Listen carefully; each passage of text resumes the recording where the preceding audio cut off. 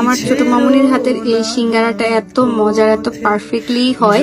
এবার বাসায় এসে বানাচ্ছিল, তাই ভাবলাম রেসিপিটাও তোমাদের সাথে শেয়ার করে ফেলি। হ্যালো আসসালামু আলাইকুম, welcome back to my another video. কেমন আছো সবাই? সিঙ্গারার ডো তৈরি করার জন্য প্রথমে দিয়ে দিল ময়দা, তারপর দিয়ে দিল আটা। আটাটা একটু কম দিবে ময়দার তুলনায়। তারপর দিয়ে দিল কালো জিরে, লবণ, তেল দিয়ে শুকনো উপকরণগুলোর সাথে খুব ভালো করে মিশিয়ে নিচ্ছিল।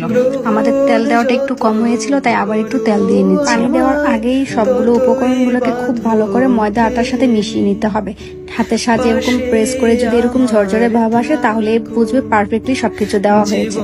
তারপর নর্মাল টেম্পারেচারের পানি দিয়ে এটাকে আস্তে আস্তে খুব ভালো করে একটা ডো তৈরি করে নিল। ঠিক এমন একটা স্ট্রাকচার চলে আসলে বুঝতে পারবে পারফেক্টলি একটা ডো হয়েছে। তারপর উপর থেকে একটু তেল মাখিয়ে এটা র্যাপিং পেপারের সাথে এটাকে 1-1.5 ঘন্টার জন্য রেস্টে রেখে দিল। অন্যদিকে সিঙ্গারার পুর বানানোর জন্য প্রথমে প্যানের মধ্যে দিয়ে দিল পরিমাণ মতো তেল। তেল গরম হয়ে আসলে দিয়ে দিল উপর থেকে জিরাটাকে হালকা একটু ভেজে নিয়ে দিয়ে দিল পরিমাণ মতো বাদাম আর শুকনা মরিচ দিয়ে একসাথে এগুলোকে হালকা একটু ভেজেই দিয়ে দিল পেঁয়াজ কুচি।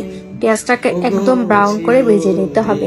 ব্রাউন হয়ে আসলে দিয়ে দিবে টমেটো কুচি, কাঁচামরিচ কুচি দিয়ে সবগুলোকে একসাথে কিছুক্ষণ ভেজে নিতে হবে। সবকিছু একটু ভাজা ভাজা হওয়ার পরই দিয়ে দিল আদা রসুনের পেস্ট। তারপরে এগুলোকে একসাথে খুব ভালো করে আবারও ভেজে নিচ্ছিল, যেন মশলার কাঁচা গন্ধটা চলে যায়। পরপরই দিয়ে দিল পরিমাণ মতো লবণ, ধনিয়ার গুঁড়া, জিরার গুঁড়া।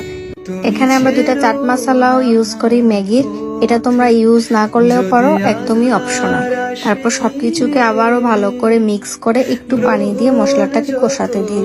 মশলাটা কষে আসলে উপর থেকে একটু হলুদ দিয়ে নাড়াচাড়া করে আগে থেকে সিদ্ধ করে রাখা আলুগুলো দিয়ে দিল। দেন সবকিছু খুব ভালো করে একসাথে মিশিয়ে নিচ্ছিল।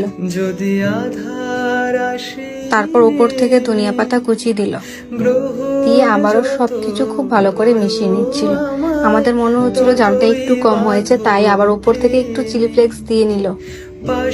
তোমাদের ইচ্ছা মতো ছোট বড় আকারের লেচি কেটে নিয়ে লম্বা লম্বি আকারের এরকম রুটি বানিয়ে মাঝখান থেকে কেটে নিবে। এখন সিঙ্গারার শেপ কিভাবে দিবে এটা তো মুখে বলে বোঝানো পসিবল না, তাই তোমরা ভিডিও দেখে কিন্তু বুঝে নিতে হবে। একটা কথা হচ্ছে যে তোমরা সাইডের মুখগুলো মারার জন্য শুধু পানি ইউজ করবে।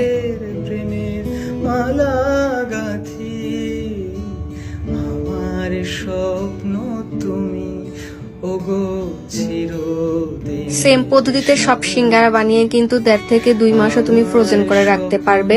জাস্ট সবগুলো সিঙ্গারা বানিয়ে কিছুক্ষণ ফ্রিজে রেখে শক্ত করে নিবে। তারপর জিপলক্স ব্যাগ বা বক্সে করে ফ্রিজে রেখে দিলেই হবে। তো আজকের ভিডিওটি কেমন লাগে